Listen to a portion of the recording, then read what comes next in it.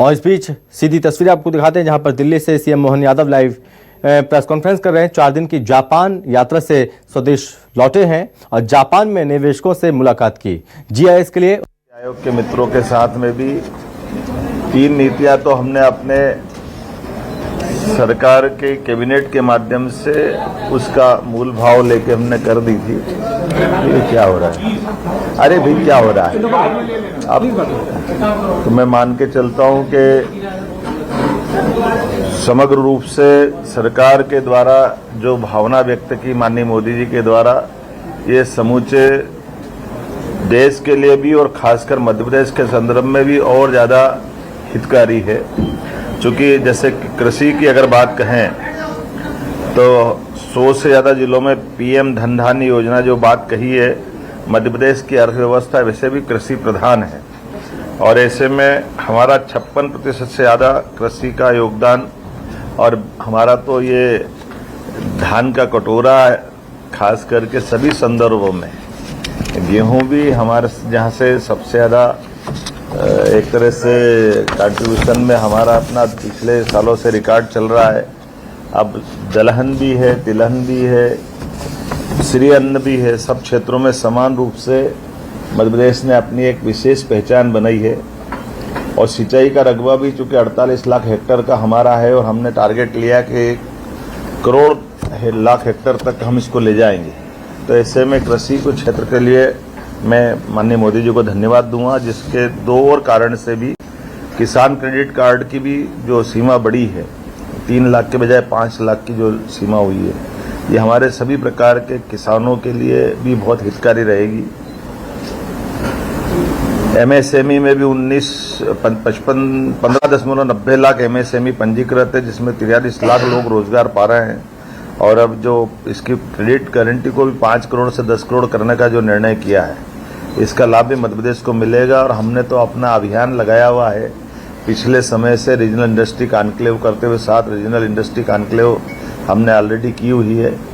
और इस साल को तो उद्योग वर्ष के रूप में ही हमने डिक्लेयर किया है। 24-25 फरवरी को खास करके ये मान के चलो कि ग्लोबल इन्वेस्टर समिट जो होने वाली है, उसका लिए हमारे लिए ये एक तरह से नया बूस्टअप का काम करेगा। वर्तमान का बजट,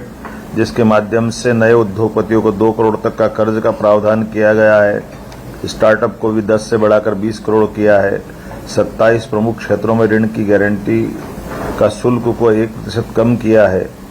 उद्यम पोर्टल पे भी 5 लाख की सीमा वाले को लिए विशेष अनुकूल क्रेडिट कार्ड शुरू हुआ है। जल जीवन मिशन भी इसी प्रकार से लाभकारी है। हमारे यहाँ 2028 तक जल जीवन को जो जोड़ा है, जिसके माध्यम से 36 लाख से ज़्यादा लोगों को हम भी इस दायरे में लेकर के मध्य प्रदेश को 100% तक ले जाने की दिशा में आगे बढ़ेंगे। ऊर्जा के भी इसी प्रकार से हमारे जो 2047 तक का 100 गीगावाट परमाणु ऊर्जा का जो लक्ष्य रखा है, उसमें मध्य प्रदेश की अपनी बड़ी भूमिका रहेगी। मैं मान के चलता हूँ कि कई सारे ऐसे सेक्टर जिस पे काफ़ी देर तक मैं बात कर सकता हूँ। टूरिज्म का है, हमारे गरीब कल्याण का भी इसी प्रकार से है।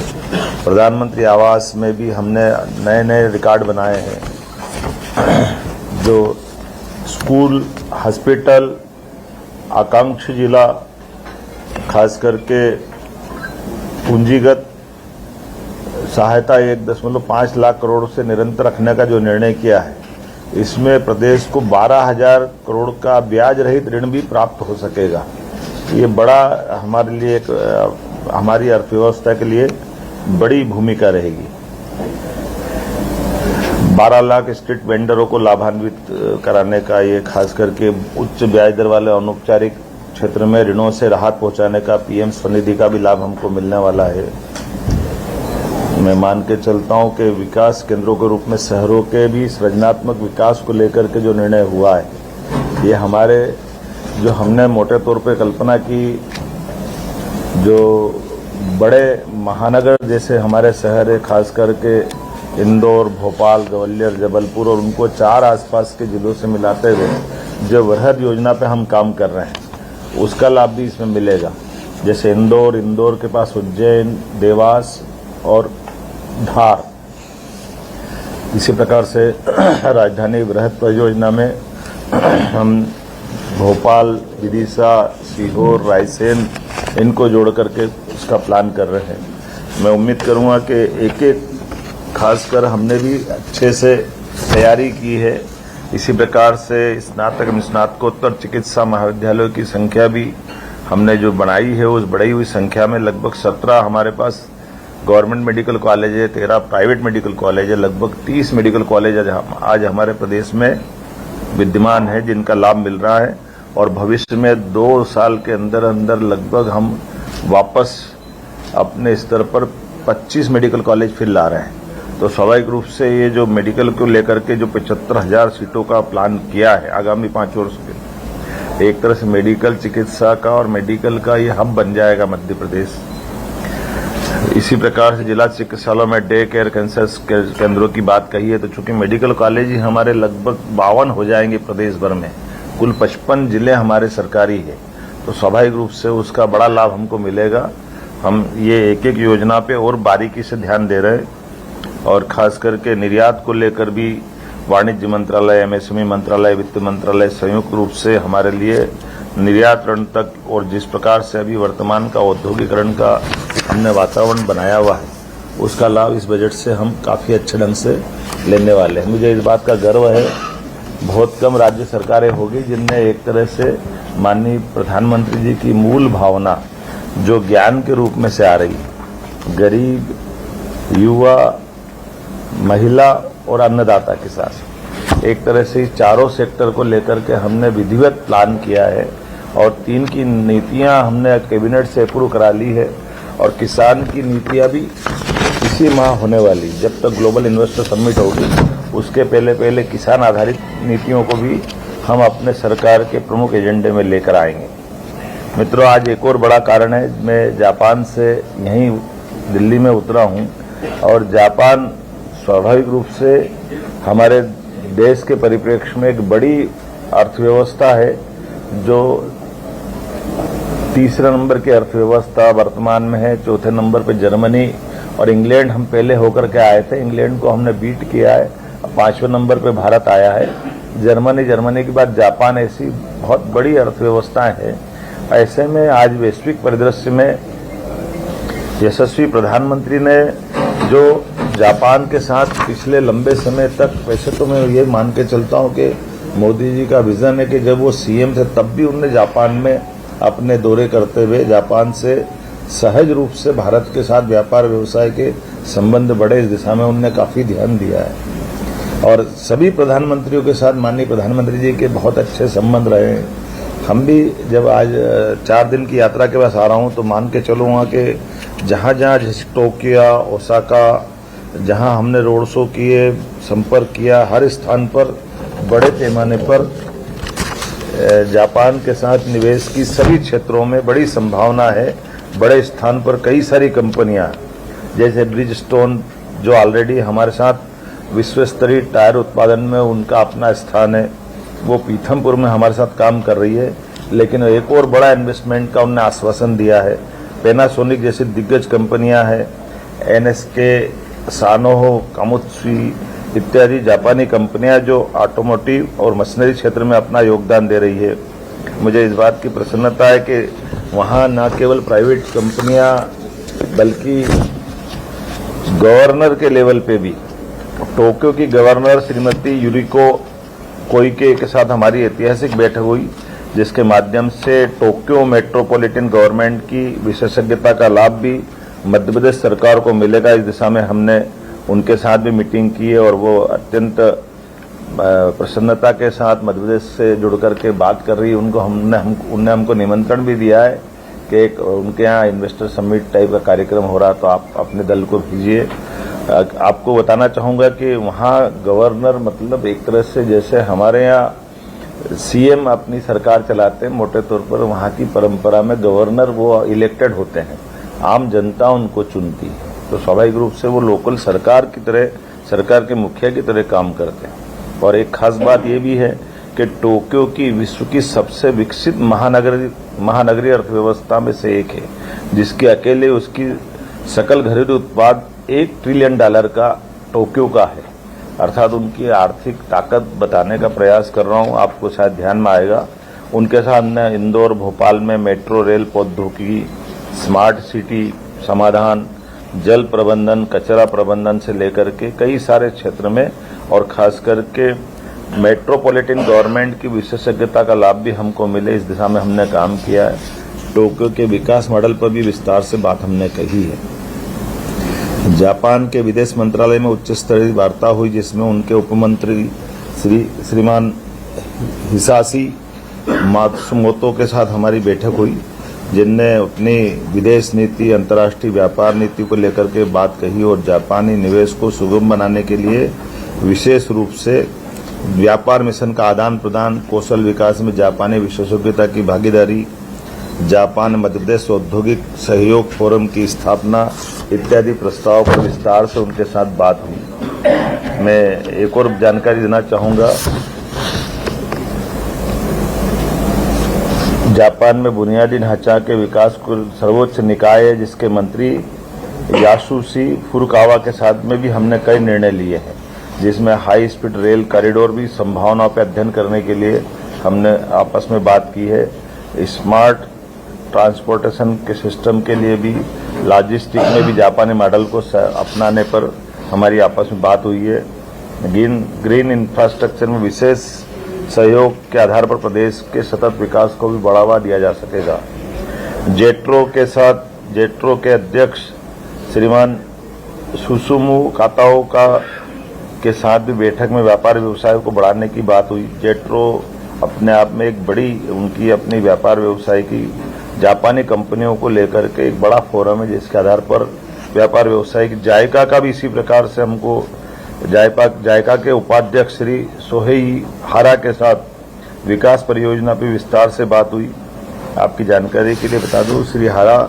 ने बताया गर्व के साथ कि मुझे लंबा समय पहले भारत के साथ अपने उनने कार्यकाल में बिताया है, इसलिए उनकी आत्मीय यादें भी जुड़ी हुई है। और उनने कहा सिल्क उत्पादन, स्वास्थ्य परियोजना, बिजली पारेषण, ऐसे में जायका बड़ी योगदान दे सकता है। हमने भी उनसे इंदौर उज्जैन के शहरी परिवहन, जापानी औद्योगिक पार्क, जल संरक्षण, शहरी नवीनीकरण, कौशल विकास, कृषि तकनीक, ऐसी कई नई परियोजनाओं पर लेकर के विस्तार से बात कही है, जिसके बारे में हमको उन्होंने आश्वस्त किया है कि हम इस पर आपके साथ काम करेंगे। टोयोटा बड़ी मोटर कारपोरेशन है, उसने भी भविष्य में एमपी के साथ जुड़ने के लिए, जैसे हमने कहा कि मध्य प्रदेश में नेशनल ऑटोमोटिव टेस्ट ट्रैक्स की उपलब्धता है और ईवी का भी मैन्युफैक्चरिंग हब हमारा अपना मध्य प्रदेश बन रहा है, तो बड़े पैमाने पे टोयोटा के साथ भी ऑटोमोबाइल सप्लाई चेन बनाने के लिए टोयोटा कंपनी ने अपने इन्वेस्टमेंट की दृष्टि से काफ़ी अच्छी बात की है। उसके तोशियुकी नाकाहारा डिपार्टमेंट जनरल मैनेजर ने विस्तार से हमारे साथ बात की, जिसमें भविष्य की संभावना, जैसे ब्रिज स्टोन के बारे में मैंने बताया, ये बड़ी टायर कंपनी है और उसके वैश्विक सीईओ श्री सुइची इशिबाशी ने हमारे साथ मीटिंग की है और नई उत्पादन लाइन, R&D सेंटर, कौशल विकास और न केवल रोजगार सृजन बल्कि ऑटोमोटिव सेक्टर के पूरे इकोसिस्टम को वो मजबूत करने के लिए हमारे साथ जुड़ने को तैयार है। सिस्मेक्स के साथ भी जापान की मेडिकल टेक्नोलॉजी वाली कंपनी के साथ में विस्तार से बात हुई है। जैसे आपकी जानकारी के लिए बता दूं, सिस्मेक जो एशिया पैसिफिक में मजबूत उपस्थिति रखता है और भारत में तो 93 से काम कर रहा है और मध्य प्रदेश के सभी शासकीय हॉस्पिटल में विभिन्न प्रकार की जांच में इसकी बड़ी भूमिका है। और उन्होंने कहा कि हम आपके मध्य प्रदेश के मेडिकल डिवाइस पार्क में अपनी यूनिट लगाने को तैयार है, ताकि उनकी बनी हुई मशीनें वो पूरे देश में भी और देश के साथ एशिया और दक्षिण एशिया में भी वो वहां से सप्लाई करेंगे, ऐसा उनका बड़ा प्लान बना है। पैनासोनिक एनर्जी के साथ में भी हमने मीटिंग की है और पैनासोनिक एनर्जी के कार्यकारी अध्यक्ष उनने विस्तार से बात कही है। मुझे इस बात की प्रसन्नता है कि पैनासोनिक उनने अपने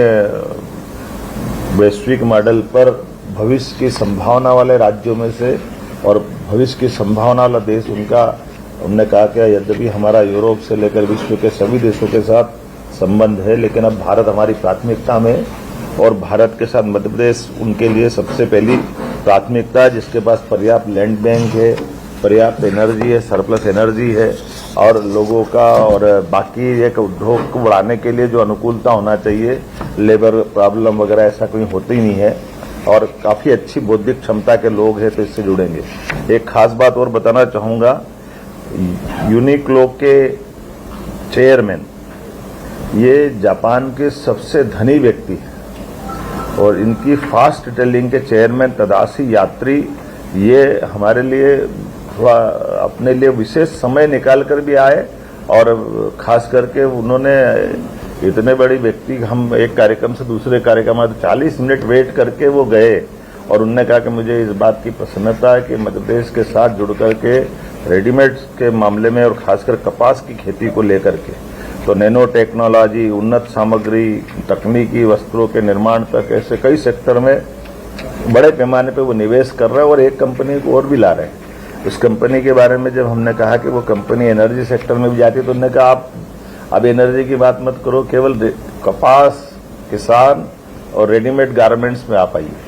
तो ये उनका रुचि बताती है कि उनने काफ़ी अच्छा होमवर्क भी किया है और उनने कहा कि मैं इसके माध्यम से हमारी जो कंपनी दुनिया भर में, आपकी जानकारी के लिए मैं फोर्ब्स और इनकी सारी सूची में वो नंबर 1 पे आते हैं, ऐसे में बड़ा नाम उनका है, वो हमारे साथ जुड़ रहे हैं। एबारो कॉरपोरेशन, नितोरी होल्डिंग्स, नाम तो बहुत सारे, मैं भी आपको इतनी सारी चर्चा के बीच में काफी होमवर्क हुआ है, मैं मान के चलूंगा। लेकिन जापान बिजनेस फेडरेशन से लगा करके Technocraft limited, Tokyo interactive session, लगातार हमने मेडिकल डिवाइस और याकोगावा इलेक्ट्रॉनिक्स कॉरपोरेशन से लगाकर इन सबसे रणनीतिक आधार पर व्यापार व्यवसाय की बड़ी संभावना पे हमने काम किया है, जिसमें खास करके जैसे किटामोरा केमिकल्स, ये रसायन उद्योग में बड़ी उन्होंने संभावना दिखाई है। निप्पाई कोई इंजीनियरिंग में, एप्सन इलेक्ट्रॉनिक्स में, मित्सुई ऊर्जा में, रसायन में, हिताची विद्युत उपकरण में, नोकिया आईटी में, हार्डवेयर में, सुमितोवा वित्त में, सोजिट्स इंजीनियरिंग में, यासुदा लॉजिस्टिक्स में, जापान लॉजिस्टिक्स में, ऐसी कई कंपनियां बड़े पैमाने पर मध्य प्रदेश के साथ जुड़ना चाह रही है और इन सबको निमंत्रण दिया है हमने 4 दिन की इस यात्रा में। एक तरफ हमने व्यापार व्यवसाय की बात भी की तो दूसरी तरफ यूनेस्को के माध्यम से जो एक विरासत है क्योटो में,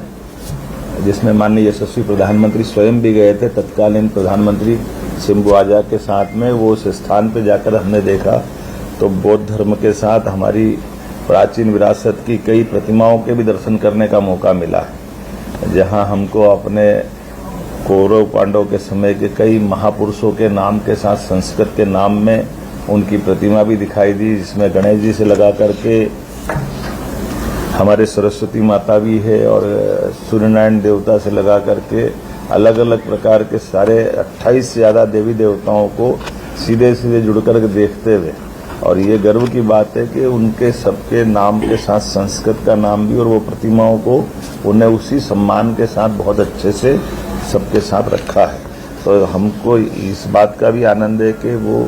हमारे लिए बौद्धिक दृष्टि से भी और बुद्ध टूरिज्म बढ़ाने की दृष्टि से भी जापान से एक विशेष संबंध आता है, जिसमें सम्राट अशोक की जब बात आती तो वो सहजता के साथ सांची स्तूप की बात भी करते हैं। सांची है, बाद में अशोक 10 साल गवर्नर उज्जैन में रहे तो वो उसकी याद दिलाते हैं। और उस समय महाकात्यायन चंड प्रद्युत के प्रधानमंत्री जो बाद में बौद्ध भिक्षु बने, बड़ा नाम था, उनके जीवन की बातें भी वो करते हैं। तो एक तरह से अतीत के उस गौरवशाली पृष्ठ को लाने का भी एक बड़ा मौका मिलता है। मुझे इस बात की प्रसन्नता है कि